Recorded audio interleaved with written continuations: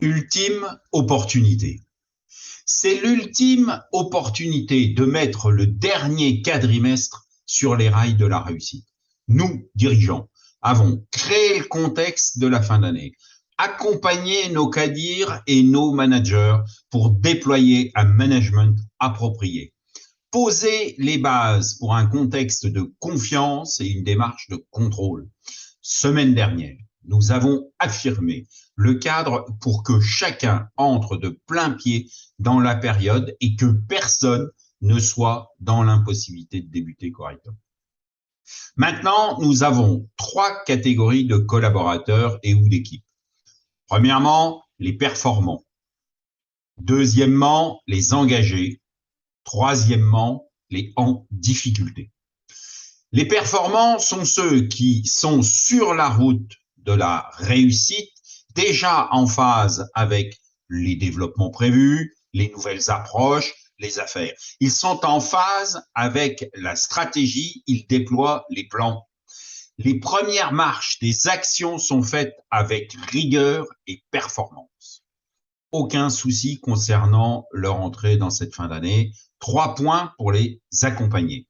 Les féliciter, les valoriser. Les solliciter pour explorer des territoires pratiques, des réflexions, des approches. Les solliciter aussi pour accompagner et transmettre. Les engagés, eux, ont bien compris les enjeux. Ils ont commencé à entreprendre les changements, les adaptations, les pratiques attendues. Toutefois, les premiers résultats ne sont pas encore probants. Ne les décourageons pas, pensant qu'ils ne sont pas dans l'axe du travail attendu. Abordons les 2 semaines à venir avec la seule ambition qu'ils perdurent sur cette route et s'engagent plus fortement. Apportons notre soutien, 3 axes de réflexion. Féliciter les réussites déjà acquises, parfois un simple changement de pratique, une première démarche. Travailler avec eux les aspects qu'ils n'ont pas encore entrepris. Les faire accompagner par leurs pairs. Nous acceptons plus facilement les conseils de nos égaux. Concernant nos collaborateurs ou nos équipes en difficulté, la démarche est urgente et probablement ultime pour la réussite de l'ensemble. Aujourd'hui, plus que jamais, nous sommes responsables de leur non-réussite, de leur non-engagement sur la route que nous avons tracée. En effet, il nous reste 65 jours pour réussir l'année 2022. Les actions engagées en septembre seront la source de nos résultats du quadrimestre. Nous désirons au plus haut point engager nos équipes, nos filiales, nos collaborateurs vers cette ambition que nous avons présentée, expliquée, accompagnée.